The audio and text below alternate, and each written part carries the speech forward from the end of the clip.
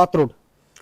सोलापूरच्या सीना नदीला महापूर आलाय। माढा तालुक्यातील 16 गावांमधील शेती बाधित आहे। सरकारनं तात्काळ मदत करावी, शेतकऱ्यांची मागणी आहे। सीनामाईनं शेतकऱ्यांच्या डोळ्यात अक्षरशः अश्रू आणले आहेत।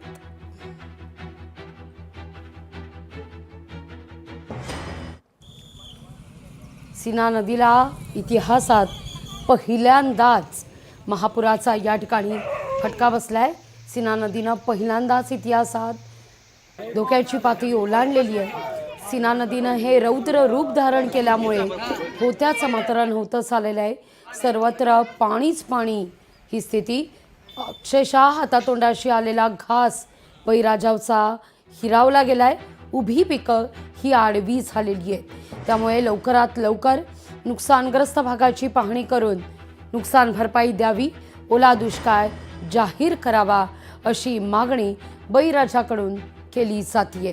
या सगळ्याचा आढावा घेतलाय आपले प्रतिनिधी अभिराज उबाळे यांनी। सीना नदीला आलेल्या महापुरामुळे माढा तालुक्यातील 16 गावांना महापुराचा या फटका बसलेला आहे आणि यामध्ये अडकलेल्या लोकांना रेस्क्यू करण्यासाठी माढ्याचे आमदार अभिजित पाटील स्वतः या ठिकाणी पुराच्या पाण्यामध्ये उतरलेले आहेत। आपण त्यांच्याकडून परिस्थितीचा आढावा घेणार आहोत। आपण मला सांगा, काय परिस्थिती आहे माढ्याची, किती लोक अडकलेली आहेत आणि रेस्क्यू करण्याची मागणी आपण कशा पद्धतीने केली? आता जर आपण बघितलं तर काल रात्रीपासून आज 15 ते 16 गावामध्ये त्या ठिकाणी मोठ्या प्रमाणात पाणी शिरलंय आणि या पाण्याच्या माध्यमातून त्या ठिकाणी सगळ्याची घरं पाण्याखाली आहेत, शेत्या पाण्याखाली आहेत आणि मग यांना सुरक्षित ठिकाणी हलवण्यासाठी आम्ही कालपासून प्रयत्न करतोय। परंतु काही ठिकाणी दारफळला, त्या ठिकाणी बरड वस्तीला आज 160 ते 180 लोक अडकलेत। तिथं रेस्क्यू टीमच पोचायला वेळ लागला, कारण आम्हाला म्हैसगाव आणि तांदुळवाडी अलीकडच्या लोकांना काढायला रात्र गेली। आता आम्हाला त्या ठिकाणी उंदरगाव मध्ये आपण आहोत। उंदरगाव मध्ये 100 ते 150 लोक त्या ठिकाणी वस्तीवरती अडकले।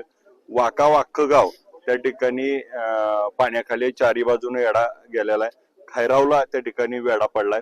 इकडे राहुल नगर तर अख्खं गाव 500 ते 600 लोक त्या ठिकाणी अडकलेली आहेत आणि उंदरगाव, दारफळ, वाकाव, खैराव आणि आता आपल्याला आवश्यकता आहे ती राहुल नगर, या 5 गावात 1000 ते 1200 लोक त्या ठिकाणी अडकलेत आणि या गावांना त्या ठिकाणी मदत करायसाठी आम्ही सगळेजण आहोत।